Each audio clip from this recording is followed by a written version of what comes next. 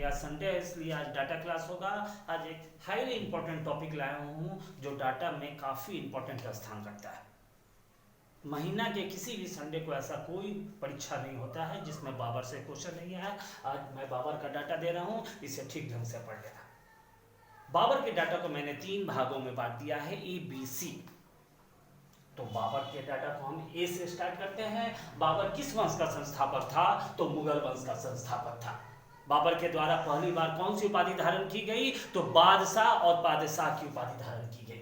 साथ ही साथ बाबर ने एक उपाधि धारण की जिसे हम कलंदर के नाम से जानते हैं। लेकिन इस कलंदर का शाब्दिक अर्थ क्या होता है? तो उदार, लाखों का दान करने वाला, उदार करने वाला, लोगों का भला करने वाला लोग एक उपाधि धारण करते हैं जिसे हम कलंदर की उपाधि के नाम से जानते हैं। बाबर के द्वारा भारत में कितने वर्षों तक शासन किया गया? तो 1526 से 1530 ईस्वी तक शासन किया गया। लेकिन बाबर का जन्म कहाँ हुआ? तो 1483 में फरगाना में हुआ। बाबर के पिता का नाम क्या था? मिर्जा उमर शेख था। लेकिन बाबर जो था वो बाबर फरगाना का शासक कब बना? तो 1494 में बना।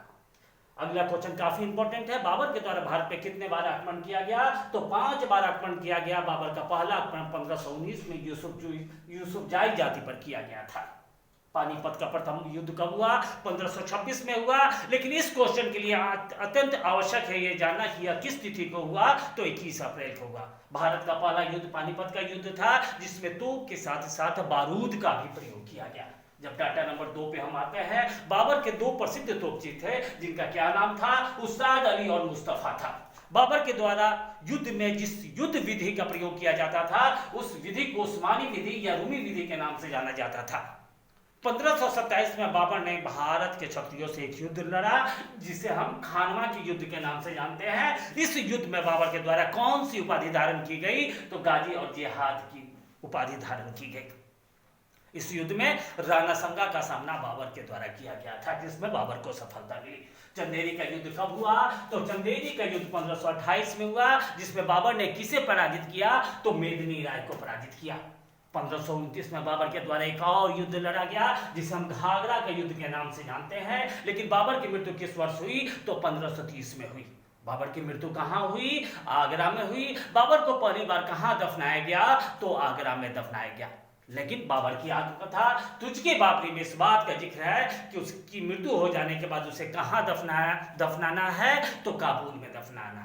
फलतः बाबर को आगरा में दफनाने के बाद उनके कफन को वहां से निकाल के पुनः कहां दफनाया गया?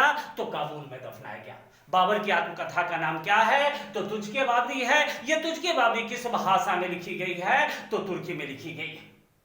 इस पुस्तक में किस विषय का उल्लेख है? तो भारत के मौसम, ऋतु, पंछी के अलावा भारत की सामाजिक अवस्था का उल्लेख है। लेकिन तुझके बाबरी में भारत के किस शासक को बाबर ने सर्वाधिक शक्तिशाली शासक माना था? तो कृष्णदेव राय को माना था। बाबर की तुझके बाबरी किस शैली में लिखी गई है? तो मुबैयाद शैली में लिखी गई है। लेकिन 1583 में अकबर के नौरत्न में से एक अब्दुल रहीम खान थाना के द्वारा फारसी भाषा में तुझके बाबरी का अनुवाद किया गया। बाबर के गुरु का नाम क्या था? ख्वाजा अब्दुल अहरार था। लेकिन बाबर सूफी के किस मत को मानता था? तो नक्शबंदी मत को मानता था। आज के लिए बस इतना ही। पुनः अगले संडे को कोई दूसरे डाटा के साथ आऊंगा। तब तक इस डाटा को ध्यान से पढ़ो, बोल के पढ़ो और एक बार जरूर उसे कॉपी पर लिख लिया करो। व्यस्त रहो, मस्त रहो।